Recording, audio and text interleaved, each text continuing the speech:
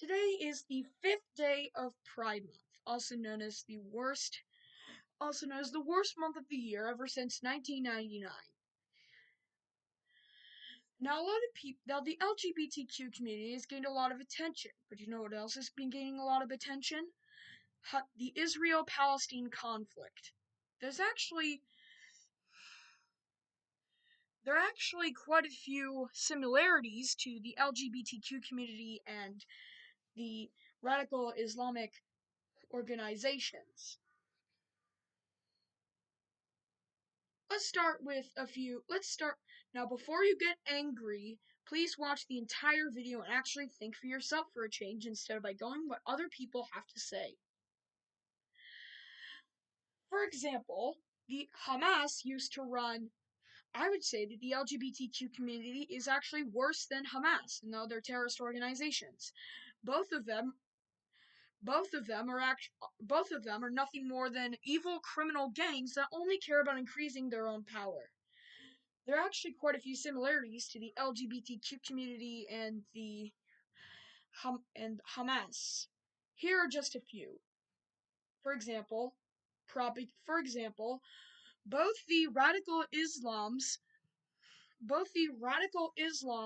don't prefer not to engage in debate. Both the LGBTQ and radical Islams and Muslims such as Hamas prefer indoctrination of the submissive and damnation of those who resist. Both like burning the American flag, both have distinctive rituals, such as the radical Islams shout Allahu Akbar and Death to America, whilst the LGBTQ and woke shout Black Lives Matter, I can't breathe. The radical Islams use the word Islamophobia to silence critics. I mean, the woke and the LGBTQ do the same with racism, transphobia, homophobia, panphobia, aphobia, biphobia, whatever LGBTQ phobia. And here's actually one of the many aspects which the LGBTQ is worse than Hamas. Hamas once ran a TV show. Hamas once ran a TV show that was aged towards 7 to 11, very young children, but not really toddlers. On the show was called Tomorrow's Pioneers, 4 seasons, and more than 50, and some amount of episodes, where it was basically breeding suicide bombers for Hamas. The woke in the LGBTQ shoehorn their agenda into already existing children's shows and children's programs and cartoons. A lot of the children's shows that have incorporated this LGBTQ agenda are aged towards toddlers, ages 2 to 5. Toddlers. There's actually quite a few children's shows, a lot of children's shows, like hundreds, if not thousands, incorporating this LGBTQ agenda to brainwash this generation. Here's just a few. Blue's Clues, SpongeBob, High Guardian Spice, The Owl House, Legend of Korra, Avatar The Last Airbender, Blue's Clues, Arthur, and Muppet in that one CGI Muppet Kids spinoff. Both the woke and the radical Islams seek to overthrow the existing power and set up their own places, despite them always turning out to be hellish anarchies. With Iraq and Chaz, the Capitol Hill Anonymous Zone. Sorry, the Capitol Hill Autonomous Zone. And for some reason, when someone sets fire to the American flag, that's apparently free speech. But when someone sets fire to the LGBTQIA flag, with made up genders and stuff. It's apparently called hate speech. And it's not really any better by the left wing social media platforms like YouTube, Facebook, Twitter, and Instagram. The LGBT And for some reason, the LGBTQIA community has an entire month based on them, where they are free to brainwash children into pondering their sexual identity at very young ages. This stuff is even taught in schools, where first graders are being taught that just because someone may look like a boy doesn't mean they are. Gender is something they choose for themselves, which is complete horse feces. And the vast majority of children's hospitals, even children's hospitals, support the mutilation, chemical castration, and abuse of children, mutilating children's genitalia, and they're cutting off children's penises with either a knife or chemicals and tucking the penis in to make it look like vagina. That's basically what they're doing, and they make money off of this. This is called gender affirming care, and it's wrong. There's actually, let's talk about gender affirming care. Gender affirming care is not a good thing. Gender affirming care is basically pedophilia with extra steps. And there are actually videos on children's hospitals' websites where doctors describe an entire a menu's worth of medical procedures, including puberty blockers and hormone injections. The reason they support this is because making a transgender child doing this gender affirming care crap is basically creates a permanent patient. Knowing the child will have to come back for more and more treatments is basically a guaranteed moneymaker. So just remember this. A transgender child is like a vegan dog. We all know who's making the decisions. A transgender woman is a transgender woman is a delusional man. While it is possible for a man to quote unquote identify as a man and for as a woman, or a woman to quote unquote identify as a man, it's not possible for a man to be a woman or a woman to actually be a man. To hide this fact, the LGBTQ communities has cooked up a small dictionary of sweet-sounding words like gay, lesbian, transgender, non-binary, no, non-binary, bisexual, aroace, asexual, and other sweet-sounding words meant to trick you into believing their garbage lies. And what's even worse is that a lot of people have reported that gender affirming care, allowing gender affirming care actually causes suicide rates to skyrocket. A more accurate description of gender affirming care would be medical malpractice. If a mentally ill man who identifies as an amputee requests that his perfectly functioning arms be amputated, every single self-respecting doctor would send him away. If a woman suffering from anorexia asks for liposuction, no doctor would grant her request. This is due to something known as the Hippocratic Oath. The Hippocratic Oath is where a doctor swears to never cause any harm to a person's body, and to always try to heal it whenever they can. And yet doctors violate said oath every single time they promote or perform gender-affirming care. Their motives, no matter how compassionate they might sound, are not relevant. And the fact that The idea that teenagers, let alone small children, are capable of making life-altering decisions like this is not only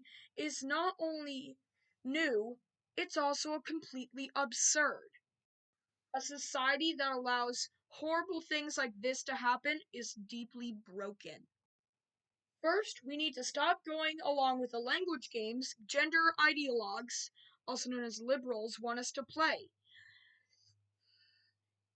There are men and women and boys and girls. And yet there are also men and women and boys and girls who are confused or deluded about their gender. There are only two genders, male and female. It is a scientific fact. But the delusion that there are more than two genders and that gender is something you choose for yourself is becoming a distressingly common misconception nowadays.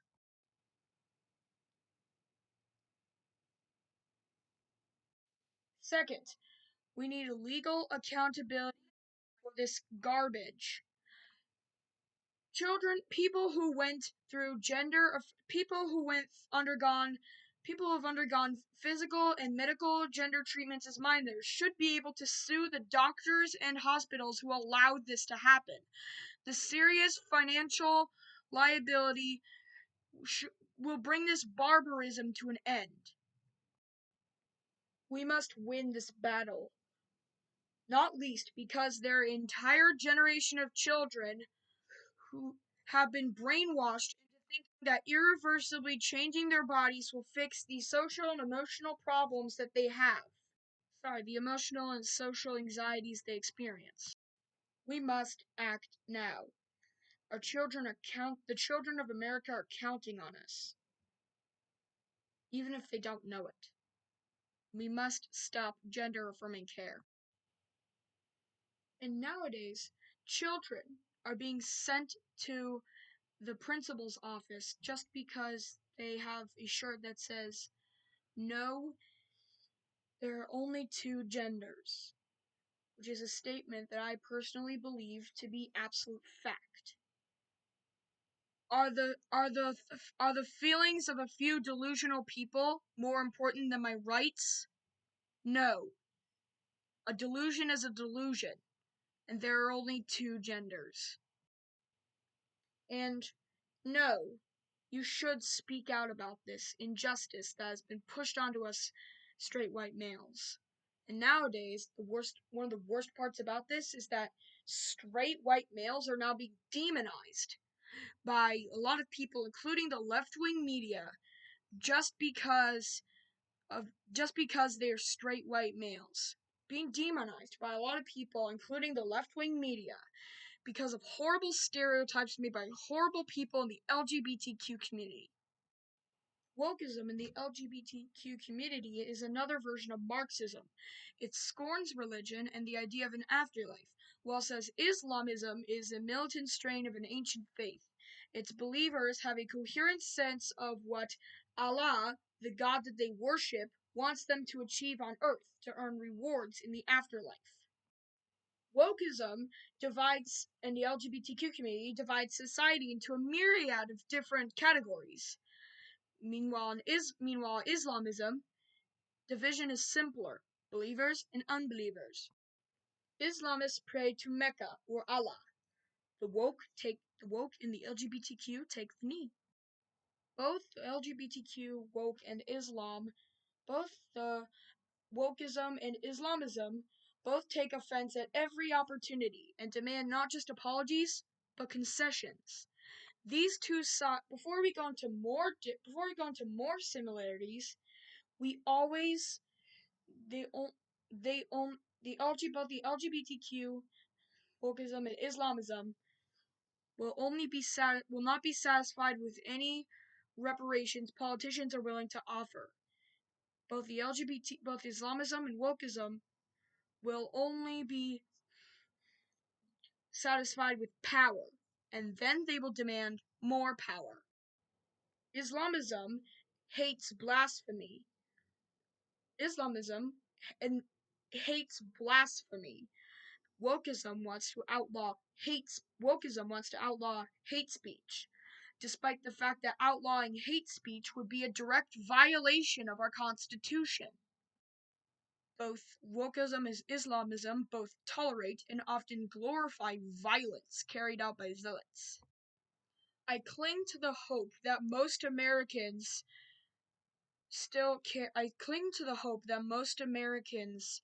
are still willing to fight and, if necessary, to die to preserve our freedoms, our rights, our customs, and our history. At what age is it considered okay for children to learn about schools to teach sex and gender to their students? Is it 1 year? Is it first grade? Is it seventh grade, fourth grade, fifth grade, second grade, first grade?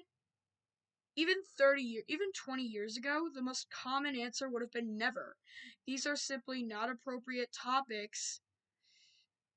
It would be not appropriate topics for teaching. And even though they obviously should be taught. First, if they did have to be taught though, which they do, it should be the parents' job, not the teachers. You don't know where they're getting their, you don't go where, you have no idea where schools are getting their stuff from. Today though, nowadays, it's much different. Now these are pressing questions very much on the minds of parents. This is part of what this media calls the culture war. But we didn't start this culture war. The war has been waged on us. Until recently, we had no idea that this was even happening. Now it's hand-to-hand combat. School boards versus mother and father. It's not clear who's winning. The Evanston-Skokie School District A65 in Illinois has adopted a new LGBTQ Equity Week curriculum that will teach kids in pre-K and first grade about people who are both two genders, or are no gender at all. A lot of children in first grade can now choose their pronouns, including ze, jer, and tree, and are told they can switch pronouns whenever they want. All feelings are respected all the time.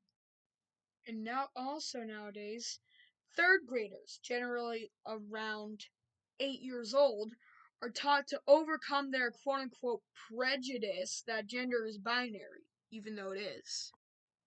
Parents have now mounted a counterattack. Children who are lucky, most parents are concerned that their children are being prematurely sexualized and thus confused about which of the two genders that they are, is now manifested in Florida's Parental Rights in Education Act, which clearly states that discussions of sexual orientation in the classroom is out of bounds. This piece of legislation, which now has counterparts in several other states, has in turn been mocked by progressives and liberals alike. Setting aside the appropriateness of this stuff,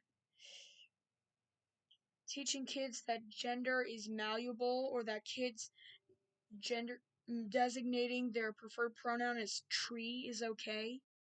Progressives say the Florida law is unnecessary. They claim that these lessons are not actually taught in schools.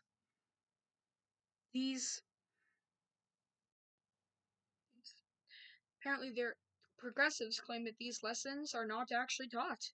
They are a figment of parents' imagination. Some figment. If this bill really is legislating against, if these lessons are not actually taught in schools, then progressives are caught in their own circular logic. If these things are not actually taught, and this is just some weird fever dream on the right, Then why is the bill controversial? Florida would be legislating against nothing. But that's not what's happening. Actually, what I meant to say was, but if this is all just a fever dream on the right, then opponents of these bills are caught in their own circular logic. If this really is if these lessons are not actually taught, then why is the bill controversial? Florida would be legislating against nothing. But that's not what's happening. In the Glendale Unified School District in California, parents confronted a third grade teacher after they found out that the third grade teacher was showing off a video from Gay Pride Month that included nudity and discussions of sexual arousal. A decade ago, this teacher would have been chased out of the town with pitchforks. Metaphorically speaking, of course. Today, it's controversial. The whole purpose of the Florida law is to stop this sort of quote-unquote education. Leftist activists and their leftist media allies say the bill stigmatizes kids who are not heterosexual or who have non-heterosexual parents. Never mind that being straight is also a sexual orientation and is the only sexual orientation that actually exists. Any other quote unquote sexual orientation that quote unquote exists, like transgender, non binary, bisexual, aroace, asexual, it doesn't exist. There is only male and female because there are only two genders. Because there are only two sets of sexual organs that are possible to get. Unless with extremely rare exceptions. The point is, any discussions about sex and gender identity should be in the classroom, should be off limits. It's not surprising that parents are wanting to protect their children from inappropriate lessons that have nothing to do with what school is actually about. You know, the three, the three R's, reading, writing, and arithmetic. You're not crazy. They're crazy. You are not crazy for being concerned about what your children are learning in schools. They are crazy for wanting your children to ponder their sexual identity in second grade. It's not like there was crying demand from 7-year-old boys to identify as a boy or to identify as a girl or as a boy and a girl. The sudden eruption of madness is never easily explained. You didn't start this culture war, they did. But we have to win it, or we will all suffer the consequences. I say we because I'm one of you. The quote-unquote progressive left and liberals are using gender identity issues as a bulldozer. They've already run over the educational establishment, and they're coming for your house. Thank you so much for watching this video. If you enjoyed this video, make sure to subscribe, and click the notification bell so you never miss any more of my future videos. That's all for now. Bye. Be very careful. Don't let them brainwash you. Don't let the LGBTQ and woke brainwash you. You are smarter than that. I know you are. Don't let them brainwash you. Think for yourself. Out.